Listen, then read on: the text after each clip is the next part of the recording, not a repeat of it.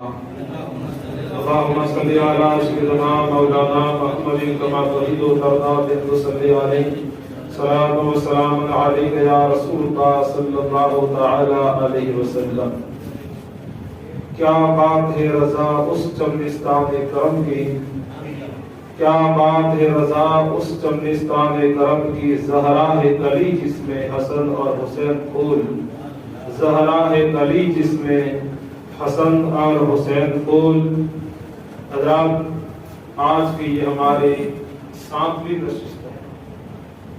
اللہ کا فضل ہے کہ رب کے کرم سے یہاں تک پہنچے ہیں، اور انشاءاللہ رب سے امید ہے امام پاک رضی اللہ تعالی عنہ کے صدقے میں کربلا شریف کے بھی حالات اور واقعات اللہ توفیق عطا فرما کر سماعت فرما دے۔ امام حسین رضی اللہ تعالی عنہ وہ عظیم ذات گرامی ہے، اور یہ کربلا کا واقعہ اور کربلا کی تاریخ اور داستان ایسی ہے، اس کو ہر سال ہم سنتے ہیں، ہر سال بیان کرتے ہیں، مگر ہر سال ایک نئی لذت، نئی چاشنی محسوس ہوتی ہے۔ باقی ایک ہی بات کو ہم بار بار سنیں تو اٹھتا جاتے ہیں کہ یہ تو سنا ہوا، یہ تو سنا ہوا، لیکن امام پاک رضی اللہ تعالی عنہ کے جو حیات اور آپ کے حالات جو ہیں وہ کربلا شریف کے واقعات وغیرہ بیان ہر سال ہوتے ہیں، ہر سال سنتے ہیں، اور ہر سال ایک نئی چاشنی محسوس ہوتی ہے، کبھی اکتاہٹ محسوس نہیں ہوئی۔ اور صرف یہی نہیں بلکہ پورے بھارت، پورے وقت کے اندر امام پاک رضی اللہ تعالیٰ عنہ یہی واقعات ہیں، یہی حالات ہیں، اور یہی بیانات ہیں، ہر جگہ یہی ہو رہے ہیں، مگر کبھی اکتاہٹ محسوس نہیں ہوئی۔ اور دنیا اب تو یوٹیوب کا دور ہے، پہلے نہیں تھا، اب یوٹیوب کا دور ہے، دنیا یوٹیوب پہ سنتی ہے، لیکن یوٹیوب پہ بھی سنتے سنتے اب ہمارے نوجوان بچے جو ابھی نئے بچے ہیں وہ سنتے ہیں تو ان کو پتہ ہی نہیں ہوتا کہ یہ بیان کرنے والا کون ہے۔ کئی بار ایسے وہابی یا اہل حدیث مولوی کا سن لیتے ہیں اور پھر وہ تذبذب کا شکار ہو جاتے ہیں، صحیح کیا ہے؟ ہمارے امام نے بتا وہ صحیح ہے کہ یہ یوٹیوب والے بتا رہے وہ صحیح ہے؟ کیونکہ یوٹیوب کے اندر آپ جا کے دیکھیں ذاکر نائک وغیرہ کی بیانات، تو اس میں باقاعدہ یزید کو امیر المومنین کہا گیا ہے، حضرت امام حسین رضی اللہ تعالیٰ عنہ کو باغی قرار دیا گیا ہے، اس میں یزید کو صحیح ثابت کیا گیا ہے، اور اس میں چند باتیں وہ بیان کرتے ہیں۔ انشاءاللہ کوشش کروں گا کہ آج انہی باتوں کا ازالہ ہو جائے، تاکہ ہمارے جوانوں کو پتہ چل جائے کہ یزید کی جو یہ حمایت میں رات دن بیان دیتے ہیں اور یوٹیوب پہ سنتے ہیں، تو آپ کو احساس ہو جائے کہ کون صحیح ہے کون غلط ہے۔ برحال درود پاک پڑھیے، اللہم صلی علی سیدنا مولانا محمد بسم اللہ صلاۃ دائمۃ بدوام ملک اللہ صلی اللہ علیہ وسلم۔ یزید سن ہجری 25 میں پیدا ہوا، سن ہجری 25 میں حضرت امیر معاویہ رضی اللہ تعالی عنہ کے گھر میں پیدا ہوا۔ سیدنا امیر معاویہ رضی اللہ تعالی عنہ سیدنا ابو سفیان رضی اللہ تعالی عنہ کے شہزادے، 40 سال تک آپ نے حکومت کی، 20 سال تک خلیفہ رہے، 20 سال تک گورنر رہے۔ اور یزید وہ بدبخت انسان ہے کہ جس کے سر پہ اور جس کا دامن امام پاک کے خون سے رنگا ہوا ہے، اور یہ خون حسین کا داغ کبھی نہیں مٹ سکتا۔ اور یزید شرابی تھا، بتایا جاتا ہے کہ اسلام میں شراب حرام ہونے کے بعد سب سے پہلے علل اعلان شراب پینے والا یزید تھا۔ موٹا تھا، بدنما تھا، خوبصورت بھی نہیں تھا، بدصورت تھا، بدسیرت تھا، فاسق و فاجر تھا، نمازیں یہ سب سے پہلے یہی تھا جو نمازیں ادا کرتا تھا، جس نے بتایا جاتا کہ داڑھی بھی اس نے چھلوائی، اور یہ بھی بتایا جاتا کہ شراب سب سے پہلے اسلام میں حرام ہونے کے بعد اس نے پی، اور اتنا بدبخت تھا رسول پاک صلی اللہ علیہ وسلم نے اس کی پہلے سے بشارت دی تھی، خبریں دے دی تھی کہ میرے بعد بنی امیہ میں ایک شخص ہوگا جو میری سنتوں کو بدل دے گا، اور وہ گمراہ ہوگا۔ تو یہی وجہ کہ سن ہجری 59 میں اللہ کے نبی صلی اللہ علیہ وسلم کے ایک عظیم صحابی ہیں حضرت سیدنا ابو ہریرہ رضی اللہ تعالیٰ عنہ، ان کا نام اکثر آپ سنتے ہیں کیونکہ زیادہ تر حدیثیں انہی سے روایت ہیں۔ حضرت ابو ہریرہ رضی اللہ تعالیٰ عنہ نے سن ہجری 59 میں دعا کی تھی کہ اللہم انی اعوذ بک من راس ستین و امارت سبیان، یا رب میں تیری پناہ مانگتا ہوں سن ہجری 60 کے شروع سے، آغاز سے اور لڑکوں کی حکومت سے، اور سن ہجری 59 میں آپ کا انتقال ہو گیا، یعنی یزید کی حکومت آنے سے پہلے پہلے آپ کا وصال ہو گیا۔ حضرت ابو ہریرہ رضی اللہ تعالیٰ عنہ صحابہ اسرار تھے، اور یزید وہ کم وقت ہے کہ رسول پاک صلی اللہ علیہ وسلم نے اس کے بارے میں ارشاد فرمایا اولو من یبدل سنتی رجل من بنی امیہ یقال له یزید، میری سنت کو پہلا یہ بدلنے والا شخص بنی امیہ کا ہوگا جس کا نام یزید ہوگا۔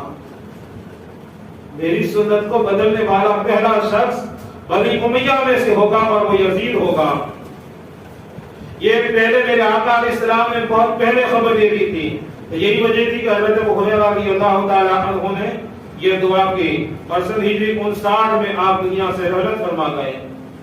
اور یزید کے بارے میں حضرت سیدنا عمر ابن عبدالعزیز رضی اللہ تعالیٰ عنہ، یہ بھی بنی امیہ میں سے ہے، حضرت عمر ابن عبدالعزیز رضی اللہ تعالیٰ عنہ، یزید کے بعد اس کا بیٹا معاویہ خلیفہ بنا، وہ 40 دن کے اندر مر گیا۔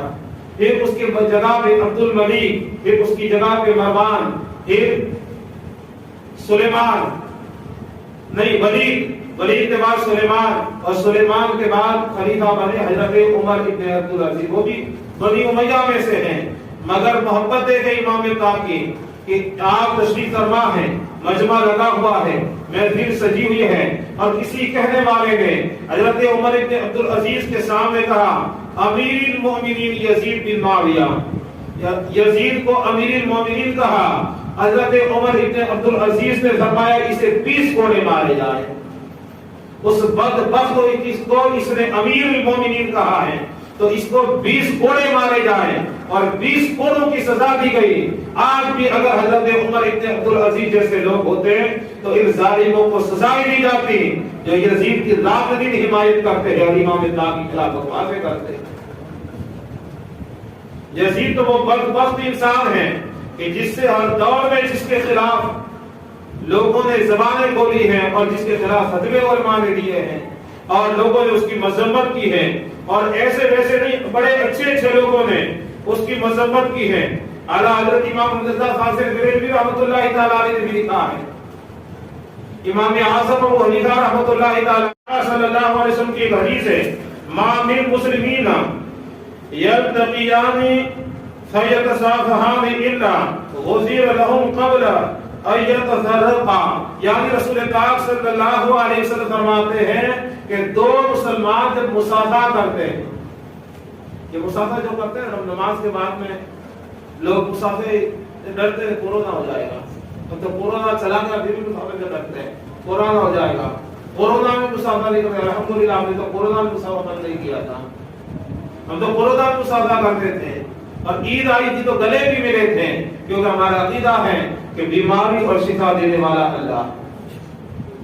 اگر قسمت میں بیماری لکھی ہے تو چاہے تم زمین کے ساتھ قدموں میں چھپ جاؤ تب بھی آ کے رہے گی، اور اگر بیماری نہیں لکھی ہے، مصیبت قسمت میں نہیں ہے، تو تم چاہے کورونا والے کو گلے لگا لے تب بھی کورونا نہیں۔ اچھا ایک بات، کورونا کی جب بات آئی تو میں آپ کو عرض کروں، ادھر اور ادھر دونوں حالات آپ دیکھیں، اس طرف دیکھیں کہ اس طرف حالات یہ تھے کہ جنازہ اٹھانے والا کوئی نہیں تھا، ماں باپ کی لاشیں ہاسپٹلوں میں چھوڑ کے بیٹے بھاگ گئے تھے، کوئی ہاتھ لگانے کو بیٹے تیار نہیں تھے، ماں باپ کی لاشیں تب چھوڑ کے چلے گئے، لاوارث حالت میں ماں باپ کی لاشوں کو جلایا ہے ہاسپٹل والوں نے، نگر پالیکا والوں نے، اور جبکہ الحمدللہ ہمارا حال یہ ہے کہ ایک بھی میت بغیر غسل کے دفن نہیں کی گئی، ہمارے یہاں ایک بھی میت بغیر غسل کے، بغیر نماز جنازہ کے دفن نہیں کی گئی، اور باقاعدہ الحمدللہ احترام کے ساتھ میت کو کاندھا دیتے ہوئے جنازہ کو لے گئے۔ ہمارے محلے میں ایک عورت کی انتقال ہوا تھا، غالباً اس دن جمعہ تھا، اور اس دن 5 یا 6 میتیں اس شہر میں ہوئی تھی کورونا کال کے اندر، ایک عورت کا انتقال ہوا، اس کے شوہر نے کہا گاڑی کرائے پہ کر دیتا ہوں، گاڑی میں میت کو لے جائیں گے. تو اسی محلے کے یہی جوان بچے جو رہتے ہیں انہوں نے کہا تھا نہیں گاڑی نہیں کریں، ہم گندا لے کے چل میت کو لے جائیں گے. کہ کورونا میں موت ہوئی، کہ کورونا کا باپ کیوں نہ ہو، ہم اللہ کی ذات پہ بھروسہ رکھتے ہیں، اللہ پہ ہمارا ایمان ہے، ہم گندا لے کے میت کو لے جائیں گے. اور الحمدللہ جوان گندا لے کر کے میت کو لے کے گئے اور باقاعدہ اس عورت کو غسل بھی دیا گیا، کفن بھی پہنایا گیا اور اسی ثقیل نماز جنازہ بھی پڑھی ہے. کورونا ہوا، کتنے جوانوں نے کورونا والوں کو غسل دیا ہے. کیا کورونا ہوگا؟ اور کئیوں کو ہوا بھی تو ان کی مظلوموں کی اور ان تکلیف یافتہ لوگوں کی دعاؤں سے اللہ نے شفا دے دی. اور ایک بات یہ بھی ہے کہ جو زیادہ گھبرایا کورونا سے وہ چلا گیا، اور جو اللہ کی ذات پہ بھروسہ رکھے بیٹھا آج بھی سلامت ہے. ہاسپٹل جا کے بھی الحمدللہ واپس آ گئے. لوگوں نے مسجدوں میں آنا چھوڑ دیا، نمازیں پڑھنا چھوڑ دی تھی، جمعے تک چھوڑ دیے، جمعہ نہیں پڑھتے تھے، عید نہیں پڑھتے تھے ماسک لگا کے، کیوں تو کورونا ہو جائے گا. جنہوں نے ماسک لگایا تو کورونا گھر میں بھی آ گیا، اور جنہوں نے اللہ پہ بھروسہ رکھا اور مسجد میں آئے، سنت رسول اللہ کو نہیں چھوڑا، الحمدللہ کورونا نے اس کا ان کا بات بھی بیکار نہیں کیا، ان کو ہوا بھی کچھ بھی نہیں. اللہم صلی علی سیدنا مولانا محمد وعلى آله وصحبه وسلم علیہ صلاۃ و سلام علیک یا رسول اللہ صلی اللہ علیہ وسلم. آقا علیہ السلام فرماتے ہیں من فطر فیہ صائما کان لہ مغفرۃ لذنوبہ، یعنی کہ جو ماہ رمضان میں روزے دار کو افطار کرائے اس کے لیے گناہوں کی مغفرت ہے. یہ رمضان کے مہینے میں روزے دار کے روزہ افطار کرائیں، روزہ افطاری کا انتظام کر دے روزے داروں کے لیے، اللہ کے رسول فرماتے ہیں اس کے گناہ بخش دیے جاتے ہیں. تو کیا وہ روزہ نہ رکھیں؟ خالی افطاری کرواتا پھر نہیں، روزہ نہ رکھنے کا گناہ تو اس کو ہوگا، نماز نہ پڑھنے کی گناہ تو اس کو ہوگا، اس کی تو اس کو سزا ملے گی، اس کی پوچھ پرچھ قیامت کے دن ہوگی. معاف نہیں کیا جائے گا کہ روزہ دینے کا روزے داروں کو افطار کروا دیا، نہیں. تو اسی طرح یزید نے بعد میں کارنامے ایسے کیے، اگر اس میں شامل رہا ہے تو اس دنیا کے خطے میں، تو اس نے بعد میں سے کارنامے کیے ہیں کہ وہ نیکی تو چھوٹی بڑی گناہوں کے آگے. تو بہرحال یزید ظالم تھا، جابر تھا، فاسق تھا، فاجر تھا، اور جو لوگ اس کی حمایت میں بیان دیتے ہیں، دعا ہے کہ اللہ پاک ان کا حشر اسی کے ساتھ کر دیں، اور ہم حسین آدم کے ساتھ ہیں. اللہ ہمارا حشر بھی امام حسین کے ساتھ فرمائے. حضرت امیر معاویہ رضی اللہ تعالی عنہ کا جب وصال ہو گیا اور حضرت امیر معاویہ کے وصال کے بعد یزید تخت حکومت پہ بیٹھا، وہ حاکم بنا. حاکم بننے کے بعد عراق والوں نے، کوفہ والوں نے، بصرہ والوں نے، بہت سے لوگوں نے اس کے ہاتھ پر بیعت کی، بہت سے انکار کر دیا بہت سے لوگوں نے. لیکن اس کو ڈر یہ تھا کہ اب میرے بیعت جب تک عالم اسلام میں سے 30 آدمی اگر نہ کریں تو میری خلافت، میری حکومت قابل تسلیم نہیں ہوگی. وہ 3 قوم تھے، وہ حضرت امام حسین رضی اللہ تعالی عنہ تھے، حضرت عبداللہ بن زبیر رضی اللہ تعالی عنہما، حضرت عبداللہ بن عمر رضی اللہ تعالی عنہما. یہ 3 شخصیتیں عالم اسلام میں وہ تھی کہ وہ جس طرف ہاں کہہ دیتے تو شریعت مطہرہ کا خیال ہے کہ جو جس طرف جھک جاتے تھے عالم اسلام اس طرف جھک جاتا تھا. اتنی عظیم ہستیاں، تینوں صحابی ہیں اور صحابہ کے شہزادے ہیں. ایک تو نواسہ رسول ہے، ایک حضرت عمر ابن خطاب کا شہزادہ ہے، ایک حضرت عبداللہ حضرت زبیر بن العوام کے صاحبزادے ہیں، حضرت ابو بکر صدیق کے نواسے تھے، حضرت عبداللہ بن زبیر رضی اللہ تعالی عنہما. تو یزید نے بیعت لوگوں کی دی تو وہی جہاں خط اس نے لکھے بصرہ وغیرہ میں، تو وہاں مدینہ شریف میں بھی، مدینہ میں اس وقت گورنر ولید بن عقبہ تھے، ان کو بھی خط لکھا، ولید بن عقبہ کو بھی کہا پورے مدینے والوں سے بیعت لو میرے نام کی، اور انہیں بتا دو کہ امیر المومنین حضرت ابن معاویہ رضی اللہ تعالیٰ عنہ کا انتقال ہو گیا اور یزید کی بیعت کریں، اور سب سے پہلے حسین ابن علی، عبداللہ ابن زبیر، عبداللہ ابن عمر رضی اللہ عنہم اجمعین، ان تینوں کی بیعت لیں، انہیں ایک لمحہ کی بھی مہلت نہ دیں، اور اگر یہ بیعت نہیں کرتے ہیں تو انہیں جس طریقے سے بھی چاہے سزا دیں، یا تو قید میں ڈال دیں یا انہیں شہید کر دیں۔ ولید بن عقبہ کے پاس یہ خط جب پہنچا تو ولید بن عقبہ پریشان ہو گیا، اس نے کہا سب کی بیعت آسان ہے لیکن ان تین ہستیوں کی بیعت لینا بہت مشکل ہے۔ تو ولید بن عقبہ نے مشورے کے لیے مروان بن حکم کو بلایا۔ مروان جو اس کا نائب تھا اور یہ بڑا خبیث آدمی تھا، حضرت عثمان ذوالنورین کے دور سے یہ فتنے کر رہا تھا، اس دور سے بھی، اور اللہ کے رسول صلی اللہ علیہ وسلم اس کے لیے فرمایا یہ گرگٹ کا بچہ گرگٹ ہے، اور اس کے بارے میں لوگ کہتے ہیں کہ دنیا نے تو بیٹے پیدا کیے ہیں، مروان نے کہا حکم نے اپنا باپ پیدا کیا، اتنا بڑا ظالم تھا مروان۔ تو مروان کو اس نے مشورے کے لیے بلایا، تو اب مروان سے مشورے کی کیا امید تھی؟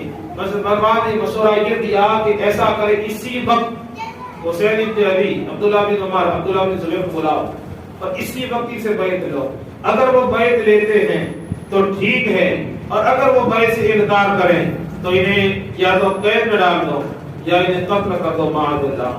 تو مروان سے کہا، ولید بن عقبہ نے کہا تم مجھے ایسا مشورہ دیتے ہو کہ قیامت کے دن اگر میں نے آج حضرت امام حسین کو شہید کر دیا اور قیامت کی دن رسول پاک صلی اللہ علیہ وسلم نے مجھ سے پوچھا کہ میرے باپ میری اولاد کے ساتھ تم نے کیا سلوک کیا، تو بتا میں کیا جواب دوں گا؟ رسول اللہ کو قیامت کے دن کون سا منہ دکھاؤں گا، اور ہمیشہ کے لیے میرا دامن خون شہزادہ رسول سے داغدار ہو جائے گا، میں یہ مشورہ نہیں مانتا۔ ہاں ان کو بلاتا ہوں، نماز عشاء کے بعد میں ان تینوں کو بلانے کے لیے آدمی بھیجا، یہ مسجد نبی میں بیٹھے تھے، آدمی آیا ان کو بلانے کے لیے، تو حضرت عبداللہ ابن عمر نے تو انکار کر دیا اور وہ اپنے گھر چلے گئے۔ عبداللہ ابن زبیر رضی اللہ تعالی عنہما نے حضرت امام حسین رضی اللہ تعالی عنہ سے کہا، آئے شہزاد رسول آپ کا کیا خیال ہے؟ ولید بن عقبہ گورنر مدینہ تو کبھی رات کو اور وقت کسی سے ملاقات نہیں کرتا ہے، آج رات کے وقت ہمیں بلایا، اس کی وجہ کیا ہے، اس میں کیا حکمت ہے؟ حضرت امام حسین فرماتے ہیں مجھے معلوم ایسا ہوتا ہے کہ امیر المومنین حضرت امیر معاویہ کا انتقال ہو گیا ہے اور یہ یزید کی بیعت کے لیے بلا رہے ہیں۔ حضرت عبداللہ بن زبیر نے پوچھا پھر آپ کا کیا خیال ہے؟ کہ میرا خیال یہ ہے کہ حسین ابن علی کسی فاسق کو تاجر کے ہاتھ میں ہاتھ میں چلتے ہیں، وہاں جا کے دیکھتا ہوں۔ عبداللہ بن زبیر رضی اللہ تعالی عنہ نے تو فرمایا کہ میں صبح آؤں گا۔ امام حسین رضی اللہ تعالی عنہ نے چند ساتھیوں کو لے کے ولید بن عقبہ کے دربار میں پہنچے، وہاں گئے تو مروان بھی وہیں بیٹھا تھا، ولید بن عقبہ بھی وہیں تھے، تو حضرت امام پاک نے ساتھیوں سے فرمایا تم گورنر ہاؤس کے باہر، محل کے مکان کے باہر کھڑے رہو، اگر سنو کہ میری آواز بلند ہو رہی ہے تو اندر چلے آنا، اور اگر میں خوشحال ماحول رہا تو میں خود ہی باہر آ جاؤں گا۔ عرض کیا جی حضور ٹھیک ہے۔ آپ کے ساتھی باہر کھڑے رہے تلواریں لے کے، امام پاک رضی اللہ تعالیٰ عنہ اندر تشریف لے گئے۔ ولید بن عقبہ نے خط سامنے رکھا، اس میں لکھا تھا کہ امیر المومنین حضرت سیدنا امیر معاویہ رضی اللہ تعالیٰ عنہ کا وصال ہو گیا اور یزید کی بیعت کا مطالبہ ہے، یزید تخت نشین ہو گیا ہے، خلیفہ بن گئے، اس کی بیعت کی جائے۔ تو حضرت امام پاک رضی اللہ تعالیٰ عنہ نے فرمایا اے گورنر مدینہ، میرے جیسا آدمی چھپ کے بیعت لے، یہ ہرگز گوارا نہیں۔ ہاں آپ ایسا کریں، صبح مسجد نبوی شریف میں پورے مدینے والوں کو جمع کر لیں اور سب سے بیعت کا مطالبہ کریں، سب بیعت کریں گے، پھر میں بھی سوچوں گا کہ مجھے کیا کرنا ہے۔ کافی اچھی بات ہے، اچھی بات ہے، آپ تشریف لے جائیں۔ حضرت امام حسین رضی اللہ تعالیٰ نے جیسے ہی کھڑے ہوئے، مروان نے کہا ولید سے انہیں جانے کے لیے ابھی قتل کر، اگر یہ یہاں سے نکل گئے تو پھر کبھی تیرے ہاتھ نہ آئیں گے۔ ولید بن عقبہ نے کہا خاموش ہو جا۔ امام پاک رضی اللہ تعالیٰ عنہ جب یہ جملہ سنا پلٹ گئے، تلوار پہ ہاتھ مارا، فرمایا تو مجھے قتل کرے گا یا یہ مجھے قتل کریں گے، اور ہرگز تم میں یہ ہمت نہیں ہے کہ تم مجھے قتل کر سکو۔ تو ولید بن عقبہ نے کہا حضور آپ تشریف لے جائیں۔ یہ تو بدبخت ہے، کچھ بھی بکتا ہے. آپ تشریف لے جائیں، میں معافی چاہتا ہوں. حضرت امام پاک تشریف لائے، اپنے ساتھیوں کے ساتھ میں گھر تشریف لائے. رات ہو چکی تھی، پوری رات آپ سوچتے رہے، پوری رات آپ سوچتے رہے کیا کیا جائے. پورا دن یہ ماحول رہا. صبح میں پھر ولید بن عقبہ کے آپ کو بلانے آئے امام پاک رضی اللہ تعالیٰ عنہ کو. تو امام پاک رضی اللہ تعالیٰ عنہ نے ارشاد فرمایا کہ شام کے وقت دیکھیں کہ ابھی تو میرے پاس ٹائم نہیں، میں نہیں آتا. امام پاک نے انکار کر دیا. حضرت عبداللہ بن زبیر رضی اللہ تعالیٰ عنہ تو رات کے وقت ہی مدینہ منورہ سے ہجرت کر کے مکہ معظمہ تشریف لے گئے تھے. حضرت عبداللہ بن زبیر نکل گئے تھے مکہ معظمہ کی طرف. حضرت عبداللہ بن عمر رضی اللہ تعالیٰ عنہ نے میرے سے انکار کر دیا تھا. امام پاک رضی اللہ تعالیٰ عنہ اپنے ہی گھر میں تھے. پورا دن سوچتے رہے کیا کیا جائے. پھر نماز عصر کا وقت ہوا، عصر بھی پڑھی، ظہر بھی پڑھی، مغرب بھی پڑھی، عشاء کی نماز بھی پڑھی. پھر اپنے گھر میں تشریف لائے اور گھر والوں کو فرمایا آج ہمیں مدینہ چھوڑ جانا ہے، تیاری کر لو. سیدہ زینب تیاری میں مصروف ہو گئی، سیدنا علی اکبر تیاری میں مصروف ہو گئے. مدینہ چھوڑ کے جانے. امام نے کسی کو یہ نہیں بتایا کہ جانا کہاں ہے، بس یہ فرمایا مدینہ چھوڑ جانا ہے. اب ہمارے لیے حالات مناسب نہیں کہ ہم مدینہ میں رہیں، ہمیں مدینہ چھوڑ جانا ہے، تیاری کر لیں اور میں نانا جان کو سلام کر کے آتا. اب ذرا تصور کریں، حاجی یا عمرہ کرنے والے جو مدینہ منورہ جاتے ہیں اور وہاں جاتے تو کتنے خوش ہوتے ہیں. خوشیوں کا ٹھکانہ نہیں ہوتا ہے. اللہ ہم سب کو مدینہ منورہ کی حاضری نصیب فرمائے. جاتے ہیں جب وہاں پہنچتے ہیں تو خوشیوں کا ٹھکانہ نہیں ہوتا ہے، اور لیکن جب مدینہ منورہ سے نکلتے ہیں، رخصت کا وقت آتا ہے، آنکھیں بھر آتی ہیں، آنکھیں بھر آتی ہے. کیونکہ مدینہ وہ شہر ہے کہ جو ہر ایمان والے کی دل کی دھڑکن مدینہ ہے، اور جینا مرنا مدینہ ہے. رات دن دعا کرتے ہیں مولا دکھا دے وہ بستی کیسی بستی ہے، وہ دکھا دے گا ہی وہ بستی، وہ مدینہ جہاں کیسی بستی ہے. رات دن مولا جہاں تیری رحمت برستی ہے. ہم تو رات دن مدینے میں جانے کی دعا کرتے ہیں، دفن مدینہ میں ہونا چاہتے ہیں، مرنا مدینے میں چاہتے ہیں، رہنا مدینے میں چاہتے ہیں. تو وہ مقدس شہر مدینہ منورہ، امام پاک رضی اللہ تعالیٰ عنہ کا مکان بھی وہی، آپ کی پیدائش بھی وہی، آپ کی والدہ کی مزار بھی وہی، آپ کے بھائی جان کی مزار بھی وہی، آپ کے نانا بھی وہی، اور آپ کے دوسرے عزیز و اقربا بھی وہی. اور اس مدینہ کو چھوڑ جانا تھا. حضرت امام علی مقام رضی اللہ تعالیٰ عنہ اس سے پہلے تو حضور کی بارگاہ میں بارہا آئے ہیں، کئی بار حاضری دی ہے، خرامہ خرامہ آئے ہیں، خوشی خوشی آئے ہیں، مگر آج میرا امام آخری بار آیا ہے. جب کل آئے تھے امام تو معلوم تھا شام کو واپس آؤں گا، ظہر میں پھر آؤں گا. ظہر میں گئے تو عصر میں پھر آنے کا امید تھی کہ عصر میں پھر آؤں گا، مگر آج میرا امام کو معلوم ہے کہ آج میرا یہ آخری حاضری ہے. آج کے بعد مدینے میں آنا نہیں ہوگا، آج کے بعد مدینے میں آنا نہیں ہوگا، یہ آخری روز رسول پہ حاضری ہے. میرا امام خرامہ مسجد نبی شریف پہ پہنچے ہیں. جب مسجد نبی شریف پہ قدم مبارک رکھا ہے تو سرکار امام پاک کے قدم پھیل جاتے ہیں، اب رک جاتے ہیں اور دانا کے روزے کی جانب دیکھتے ہیں. سرکار صلی اللہ علیہ وسلم کے روزہ مقدسہ کو بڑی حسرت بڑی امیدوں سے بڑی حسرت بڑی نگاہوں سے دیکھتے ہیں. اور امام پاک رضی اللہ تعالیٰ عنہ آہستہ آہستہ اپنے قدموں کو اٹھاتے ہوئے بارگاہ رسول میں حاضر ہوتے ہیں. روزہ رسول میں حاضر ہو کے آج سلام کرنے کا انداز الگ تھا، آج یہاں عرض کرنے کا انداز الگ تھا. میرا امام کہتا ہے یا اے نانا جان، میں آپ کا حسین آج آپ کو آخری سلام کرنے آیا ہوں، سلام رخصت کرنے آیا ہوں. نانا جان اگر آپ کی امت ہمارے لیے مدینہ میں رہنا مدینہ کی زمین تک نہ کر دیتی میں مدینہ چھوڑ کے ہرگز نہ جاتا، لیکن نانا جان مجھے آپ کی امت نے مدینہ چھوڑنے پر مجبور کیا. آقا میں آپ کا شہر چھوڑ کے جا رہا ہوں، آپ کا روزہ اطہر چھوڑ کے جا رہا ہوں. نانا اللہ آپ کا وہی حسین آپ کو سلام رخصت کر کے آیا ہے جسے آپ نے خطبہ چھوڑ کے اتنی سینے سے لگایا تھا. یہ نانا میں وہی حسین ہو جس کے لیے آپ نے سجدہ لگا دیا تھا. میرے امام نے عرض کیا ہوگا نانا میں وہی حسین ہو جس کے لیے آپ نے سجدہ طویل کیا تھا. میں وہی حسین ہو جس کا کھیل دیکھنے کے لیے آپ تشریف لائے تھے. نانا میں وہی حسین ہو جس کے رونے سے آپ پریشان ہو جاتے تھے. نانا جان آپ مجھے تسلی دے دے, آپ مجھے تسلی و تشفی دے دے. تیرا نام نوازا آج ہمیشہ کے لیے مدینہ چھوڑ کے جا رہا ہے, اور آج مدینہ چھوڑ کے اس لیے جا رہا ہے اگر مدینے سے نہیں جائے گا تو تیرا دین نہیں بچے گا. نانا میں تیرا دین بچانے جا رہا ہوں. حسین ہر مصیبت کو برداشت کر لے گا, ہر تکلیف کو برداشت کر لے گا. بس اتنی گزارش ہے کہ جب بھی مصیبت آئے آپ کو پکار ہوا آپ میری مدد کے لیے تشریف لے آنا. دن پہ کیا گزر رہی ہوگی امام طاہر جب روزہ رسول پہ حاضر ہوئے ہوں گے اور حضور صلی اللہ علیہ وسلم کا پیارا لاڈلا نواسا, اور وہ نواسا جس کے لیے سجدے کی حالت میں حضور کی پیٹھ مقدس پہ بیٹھ گئے. امام رسول پاک نے سجدہ لمبا کر دیا. اور سنا تمہیں سرکار خطبہ ارشاد فرما رہے حضرت امام علی مقام کو آپ نے دیکھا سرکار نے خطبہ چھوڑ کے امام حسین کو اٹھا دیا.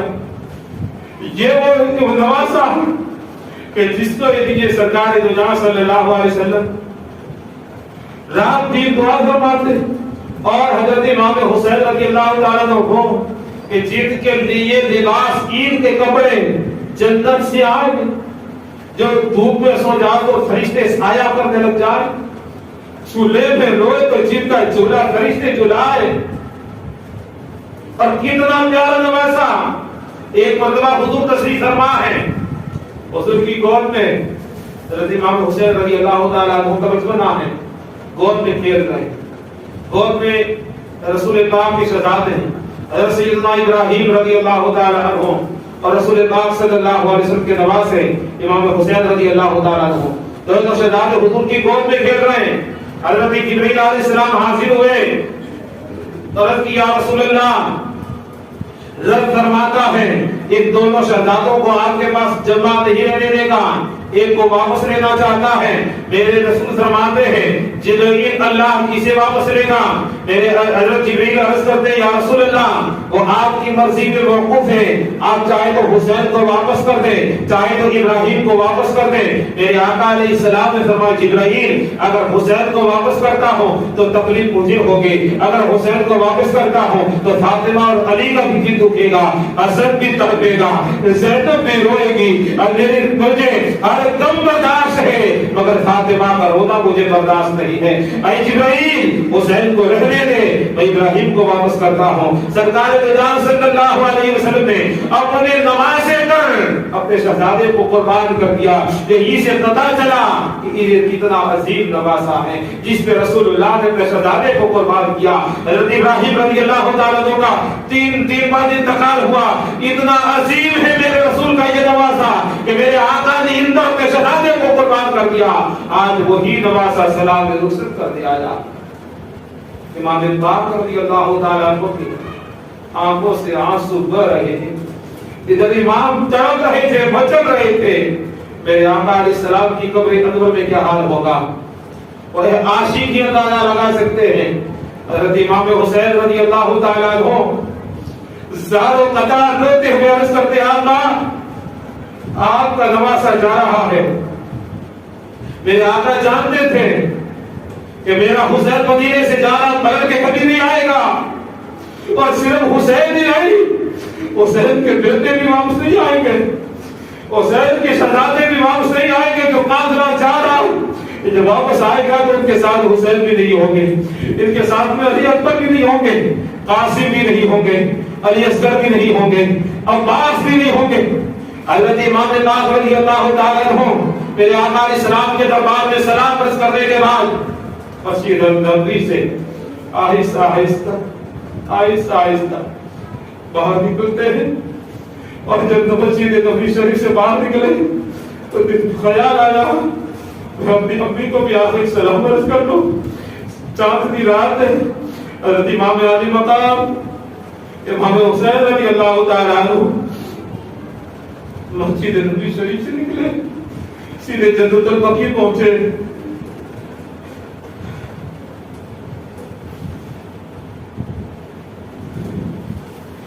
مسجد نبی شریف سے نکل کے جنت البقیع میں سیدنا امام عالی مقام پہنچے.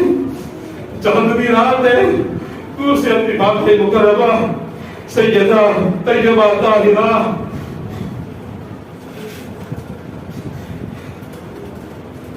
حضرت فاطمہ زہرا صلوات اللہ تعالی علیہ سلام اللہ علیہ کے مزار اقدس پہ امام پاک کی نظر پڑی.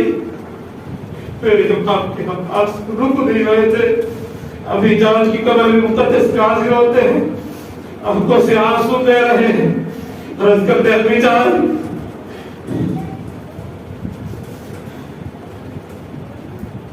اللهم صل على سيدنا مولانا محمد كما تحب وترضى بأن تصلي عليه.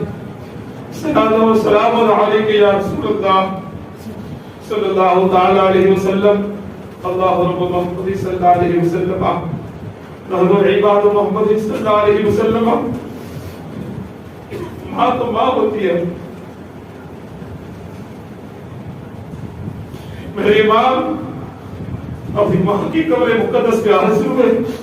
عرض کرتے ہیں امی جان آپ کا حسین آج آپ کو آخری سلام عرض کر دے. آجا امی جان اپنے بیٹے حسین کو آخری سلام قبول فرما لے.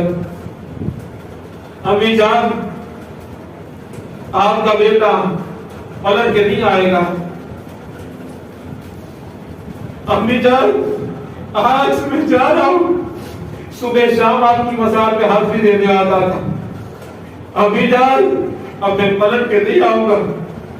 میری والدہ مکرمہ اے مادر مہربان، تو نے مجھے اپنی گود میں کھلایا، تو نے میرے لیے کامیابی کی دعا کی. جس امتحان کی کامیابی کے لیے تم نے دعا کی تھی، امی آج تیرا بیٹا اسی امتحان کے میدان میں جا رہا ہے، اسی امتحان گاہ میں جا رہا ہے، اسی ایگزام ہال میں جا رہا ہے. امی اپنے بیٹے کے لیے دعا کرنا اللہ مجھے کامیاب کرے. قربان جان امام پاک نے تب بھی یہ نہیں کہا امی میرے لیے دعا کرنا کہ یہ مصیبت ٹل جائے. نہیں، میرے امام دعا کرتے بہت عرض کرتے امی جان دعا کرنا کہ تیرا بیٹا حسین اس امتحان میں کامیاب ہو جائے، تیرا بیٹا اس امتحان میں کامیاب و کامیاب ہو جائے، سرخرو ہو جائے. حضرت امام عالی مقام امی جان کی بارگاہ میں سلام محبت عرض کرتے ہیں. قریب ہی کے اندر آپ کے بڑے بھائی حسن مجتبیٰ کا مزار ہے. قائد کی مزار شریف پہ حاضری تھی. حاضر ہو کر کے بھائی جان کو سلام سے عرض کرتے ہیں.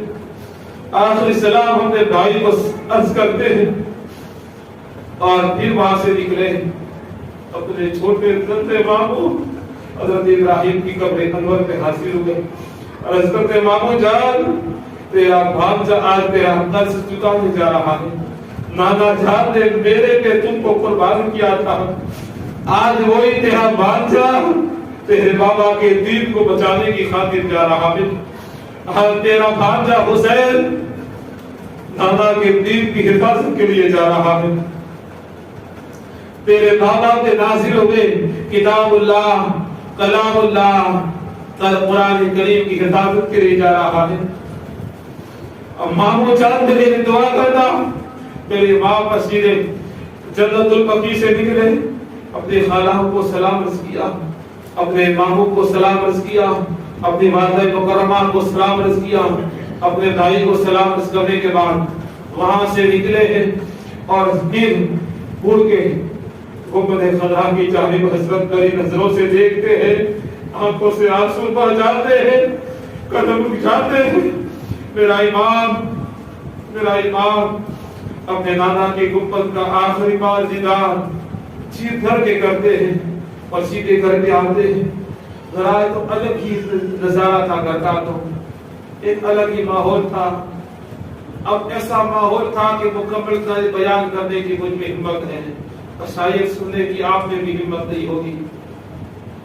حضرت صغرا کی بیماری ہے جو بخار کی حالت میں بار بار رو رہی ہے. علی اکبر سے کہہ رہی کہ بھائی جان مجھے ساتھ لے جائیں۔ امام حسین سے کبھی نکل کے کہتی ہے بابا مجھے ساتھ لے جائیں۔ کبھی سیدہ زینب سے کہتی ہے مجھے ساتھ لے جائیں۔ میری ماں فرماتی بیٹی سغرا تم بیمار ہو، ہمارا سفر نہ جانے کتنا مصیبتوں بھرا ہے، کتنا تکلیفوں بھرا ہے، تجھے بیٹی تمہیں مدینے میں رکنا ہوگا، اب واپس آئیں گے۔ اور سغرا تو سغرا تھی، حضرت علی اکبر سے کہتی بھائی جان مجھے لے لے آتا، وعدہ کرو مجھ سے۔ حضرت علی اکبر فرماتے ہیں میری بہنا، میری چھوٹی بہن، میں ضرور تجھے لے لے آؤں گا، میں جب امن ہو جائے گا میں تجھے لے لے آؤں گا، تجھے لے جاؤں گا۔ حضرت سغرا کہتی ہے بھائی جان مجھے لے جانا، میں تمہاری طرح میں بھی آؤں گی۔ حضرت امام حسین کے دل میں کیا گزر رہی ہوگی جب حضرت سغرا نے یہ کہا ہوگا بھائی جان میں تیری شادی میں بھی آؤں گی، تیری بارات میں بھی آؤں گی۔ اپنے بھائی کے شادیوں کے خواب دیکھنے والی سغرا کو کیا پتا علی اکبر پلٹ کے نہیں آئے گا۔ علی اصغر کا جھولا وہاں رکھ دیا گیا تھا، وہ کبھی اپنے بھائی علی اصغر کی جھولے کی چابی دیکھتی، پیار کرتی تھی۔ سغرا کو کیا معلوم علی اصغر جا رہا ہے، پلٹ کے علی اصغر نہیں آئے گا۔ میرے بابا حسین کا آخری دیدار ہے، پلٹ کے میرے بابا نہیں آئیں گے۔ بہرحال المختصر یہ قافلہ اہل بیت، یہ وہ مدینہ تھا، یہ گھرانہ اہل بیت کا تھا۔ مدینے میں کوئی بھی آتا تھا اس امید پہ آتا تھا، لوگ اس امید پہ آتے تھے کوئی کھانے کی پوچھے نہ پوچھے فاطمہ زہرا کے شہزادے ضرور پوچھیں گے۔ لوگ کپڑے کی خاطر آتے، کوئی ہمیں کپڑے دے نہ دے علی کے بیٹے ضرور دیں گے۔ بچی بڑی ہے شادی کا کوئی خرچہ دے نہ دے امام حسین ضرور ہماری مدد کریں گے، امام حسن ہماری مدد کریں گے۔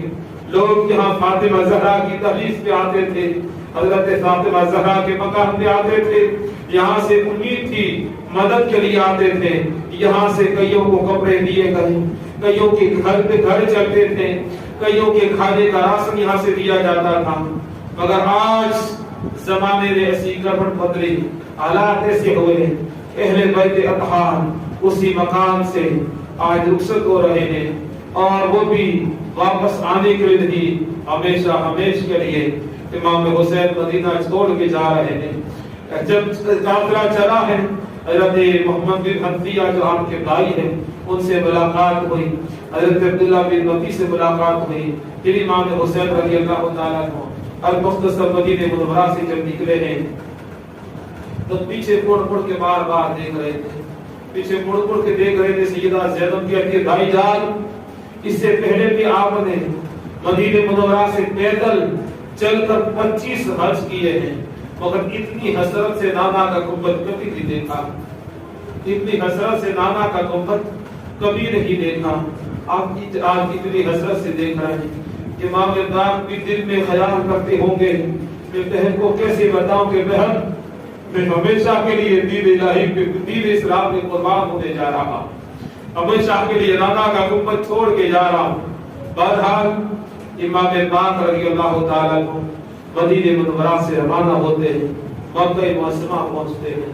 مکہ معظمہ پہنچنے کے بعد آپ اپنی نامی سیدہ طیبہ طاہرہ خدیجہ الکبریٰ رضی اللہ تعالیٰ عنہ کی مزار شریف میں شب صاحب حاضری دیتے ہیں، اور مکہ ہی میں آپ جلوہ گر تھے، لوگ آپ کی ملاقات کے لیے آتے۔